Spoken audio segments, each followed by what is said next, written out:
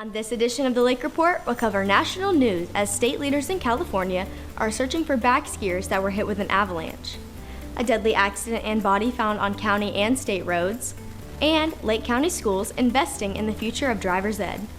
Later, we'll go thousands of miles in the sky for the annual Leesburg Food Truck Fly-In and a sneak peek of an original documentary on the Leesburg African American Museum.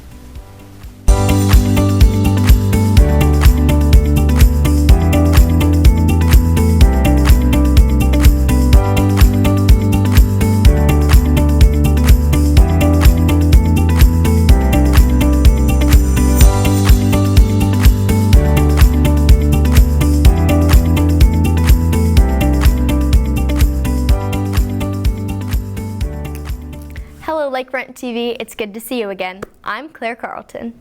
We begin with national news as 8 backcountry skiers were found dead after an avalanche fell near Lake Tahoe in California. As this story was developed, 6 survivors had been rescued with various injuries. 1 is still missing. Covering news countywide, State Road 46 was shut down Wednesday morning due to a deadly crash in Sorrento.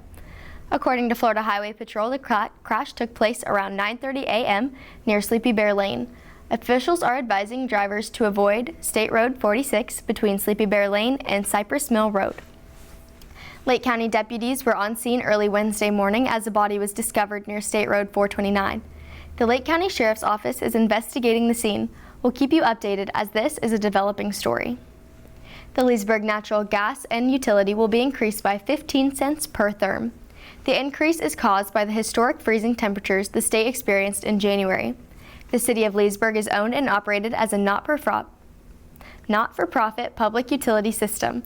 Leesburg Electric and Gas will continue to monitor fuel and other costs with the goal of ensuring that customers are receiving the lowest possible rate for their energy needs. The Lake County Commission voted to approve rezoning the new Lake Yale PUD. This will bring 1,400 homes to 456 acres outside Eustis and Grand Island. The developers agreed to fund $21 million in infrastructure upgrades. The project is also set to reshape the sprawling farmland. The land owned by the Whitaker family since the mid-20th century will become a massive new neighborhood. Some residents standing in opposition to the development addressed concerns around increased traffic on already congested County Road 452 and effects of increased development on the aquifer. Mount Dora City Council has already ratified 2 emergency contracts to address damage from the October storm that forced closure of the Donnelly Street thoroughfare. 1 contract for engineering and geotechnical services needed for repairs to a stormwater retention pond that overflowed and spilling causing the roadway washout. The other is for relocating 2 large water mains to clear the way for road construction. The council also approved an emergency task authorization with Cathcart Construction Company Florida, LLC. The project cost is about $2.2 million. According to the National Highway Traffic Safety Administration, more than 600 people in the United States were killed in crashes involving a teen driver in 2023. In Lake County, deputies say that those statistics are exactly why they host the Teen Driver Challenge, a hands-on defensive driving course designed to prepare teens for real-world situations before they encounter them on the road. Beyond driving skills, students also learn basic vehicle maintenance, including how to check tire pressure and oil levels. Deputies say that those skills can prevent breakdowns and dangerous situations on the road. Finally, as LakeReport TV continues to celebrate Black History Month, we join hundreds of people across the nation that are mourning the loss of civil rights advocate Reverend Jesse Jackson. He passed away Tuesday morning. He was 84 years old. Jackson was instrumental in the civil rights movement, participating in demonstrations and working alongside Dr. Martin Luther King Jr. Jackson's activism spanned for decades, through bids for presidents and highlighting civil rights efforts. In 1996, during one of the visits to Central Florida, Jackson spoke to the crowd at the Macedonia Missionary Baptist Church in Eatonville, the nation's oldest Black community, urging people to vote. We celebrate the legacy of Reverend Jesse Jackson. Coming up next, we're 5,000 feet above the Leesburg 3rd Annual Food Truck Fly-In, bringing you full coverage of all the fun, flavors, and excitement. Stay tuned, you won't want to miss it.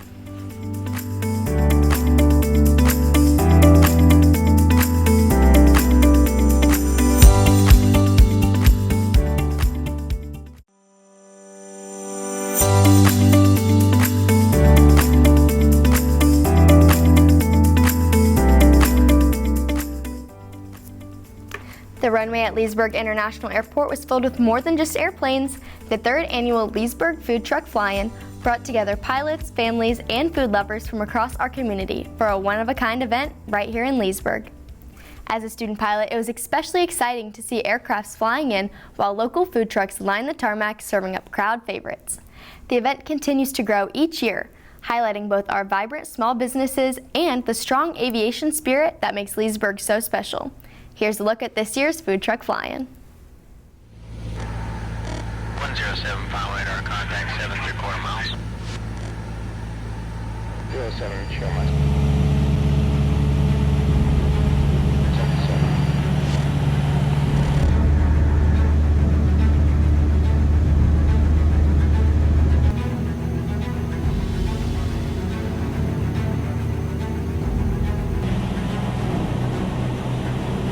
This is student pilot Miss Leesburg Claire Carlton and 6021 Foxtrot coming in for the Food Truck Fly-In, requesting landing.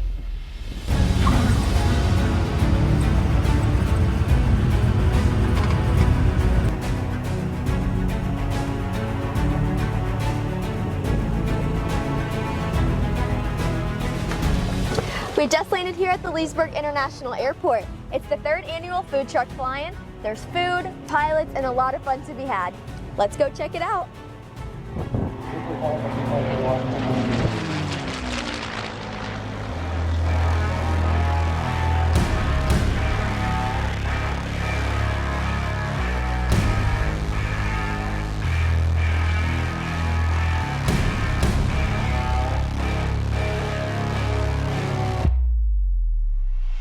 We're here with City Commissioner Alan Reisman. Mr. Reisman, can you tell me what this event really means to Leesburg? So this is our third annual Food Truck Fly-In here at the Leesburg International Airport.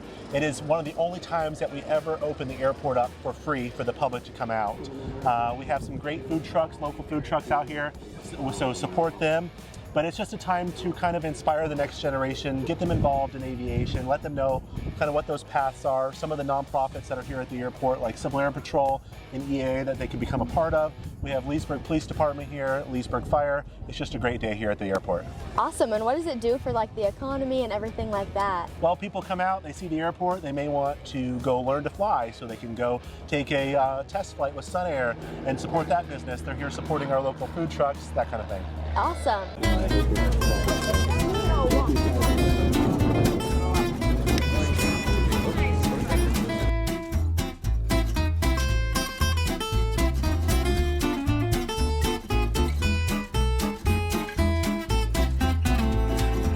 It is the Food Truck Fly-In after all. We're here on Food Truck Alley at the Food Truck Fly-In. Let's go check it out.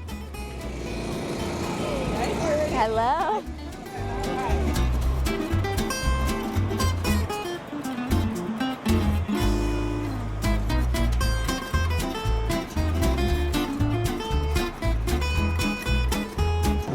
We're here with one of the food truck vendors at the Food Truck Fly-In.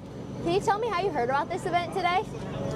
Actually, we were at the second Friday in Leesburg, and the coordinator actually had our pasta and came up and said, I must have you at the Leesburg Fly-In. Awesome. What kind of food do you guys sell?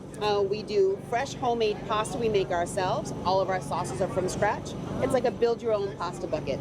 Yum, that sounds delicious. So good. Are you guys excited to be out here? And it's a beautiful day. Yes, it is. By far the best. Awesome. Thank you guys so much for being here. Thank you so much.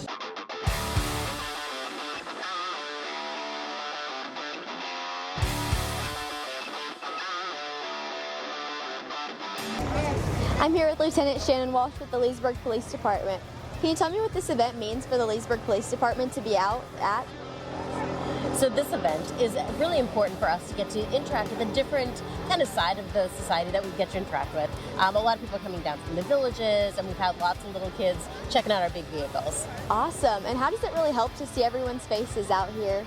Oh, it's super awesome. I mean, just to get to explain kind of things that we do and equipment that we get to bring to scenes should we need them. Awesome. Thank you so much. Thank you so much.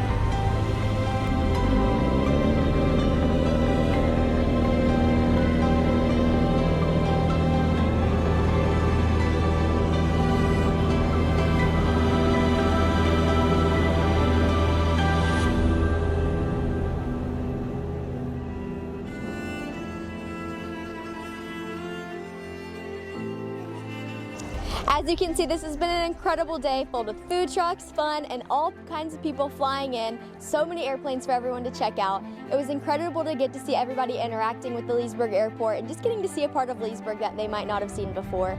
Thank you guys so much for coming along with me. I'm Claire Carlton. See you next time.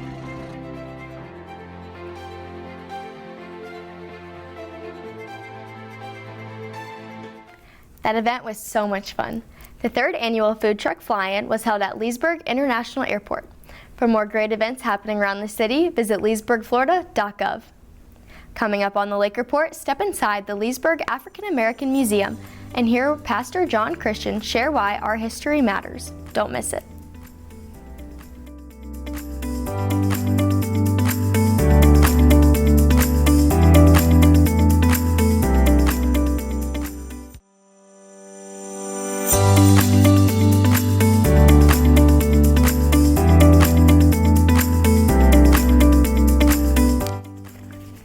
Today we're highlighting an important part of Leesburg's history, the Leesburg African American Museum on Mike Street.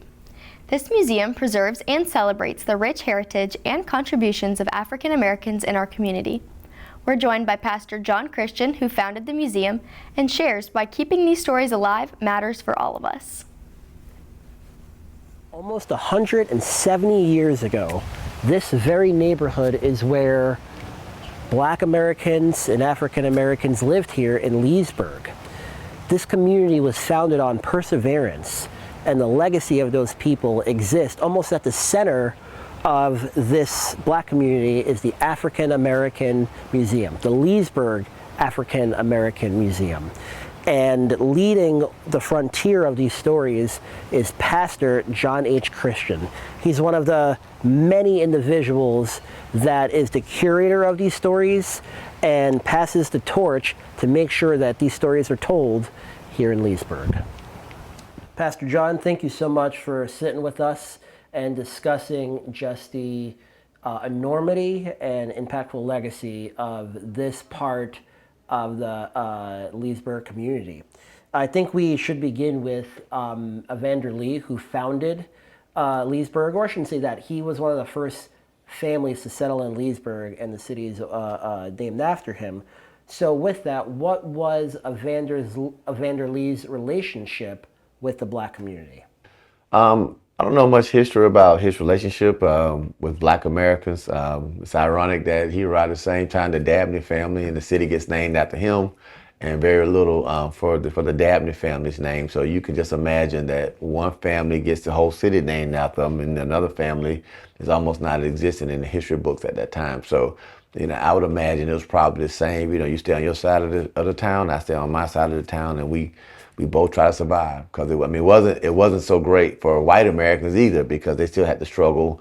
They still had to maintain. Of course, they had the benefit of not being discriminated against, but it was still a kind of a rural area where they had to, make things happen. The first Black family arrived here in Leesburg. What year, and who were they, and what is their story? Well, it was around 1857. The Dabney family was attributed to being one of the first Black African American families here in Leesburg. Their story is far-reaching, it's very educational, enlightening, shows the perseverance of African Americans at the time, dealing with adverse conditions, slavery, still being in attack. So, it was one of those families that allowed us as Leesburg to become who we are today. I would agree with that, because it was the same year that the Dred Scott case came out and ruled in if Black Americans are even Americans, right? So that was the same year that apparently the Dabney family, according to history, arrived here in Leesburg. During those years of the 1800s and 1857s leading to the Civil War, what do you think the relationship was like with Evander Lee in the Black community? And more importantly, he had his side of town that he lived on, and then you had the Dabney family. They had their side of town that they lived on. What do you think life was like for both families, where Leesburg was kind of right in the middle? Well, I think in those days, Florida was a little different than, say, Georgia, Alabama. It wasn't as much racial tension. I think we had some in St. Augustine, but kind of further south, it was a rural area, not much developed. So I think most people, black or white, had to really, hustle, survive to survive. So I think the establishment of African American culture and pride in the city probably was key. The educational component, teaching other blacks who came how to work and how to become educated. I think that was paramount for survival and existence of blacks in here in Leesburg. Pine Street, Mike Street, and these neighborhoods all have stories to them. What is the history besides the black community living here and growing here? What is the history of some of those streets and locations in this community? Well, the Leesburg African American Museum is housed in, we call the old St. Paul AME parsonage. This was the place where the pastor would live, who pastored the church. You go back any down history, Mike Street was a very prominent African American street, just like Pine. Those streets represent the e-commerce of black Leesburgians. They were where black people owned businesses. Mike is a one-way street, so it houses the Sanders Rooming House, the James Durden Law Office, which is the first black attorney here in Lake County, is on Mike Street. Mike Street had business as well, social clubs, and so this building represents Leesburg past, some is present, and hopefully help us to preserve those artifacts that we can now have a sense of where we came from to help us go to heights unknown, heights unseen. So I think this building represents pride for those African Americans to come in here, see what the struggle was, see the things that we had to overcome, whether it was equal pay for black teachers, the lawsuit for more black administrators. We have a vast number of black administrators in Lake County. If you come in this building, you'll find out it wasn't always like that. It was actually a lawsuit that encouraged the Lake County School Board to hire black administrators. I would agree. And what I really appreciate about this museum is that if anyone even in our Leesburg community gets lost along the way, they could just come here and see that there were individuals during that time that had challenges, but they were still able to prosper, yes. Right? And to your point, in prosperity.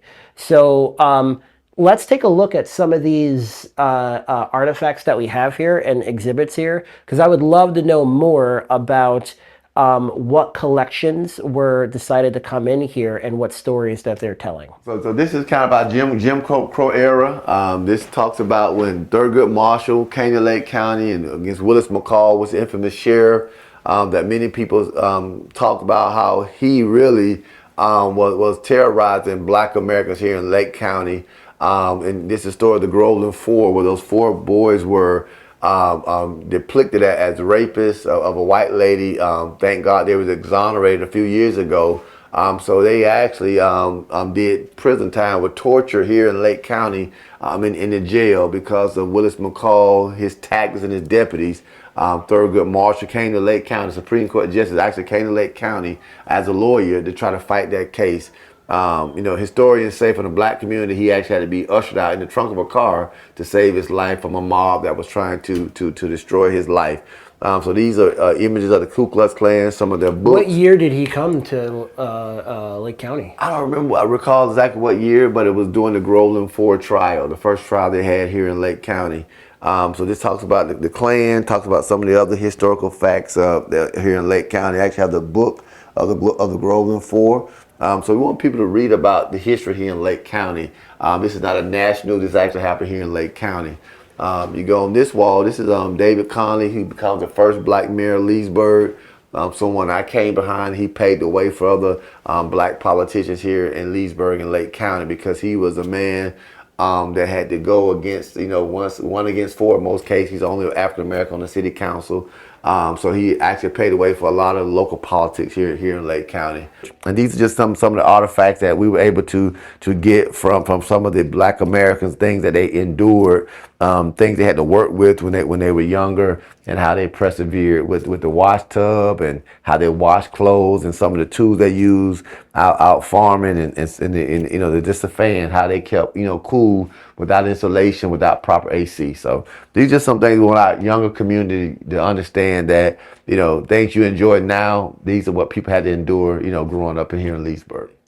Now these are incredible stories of all these individuals who have left their mark in Leesburg, in Lake County, and even the American history books.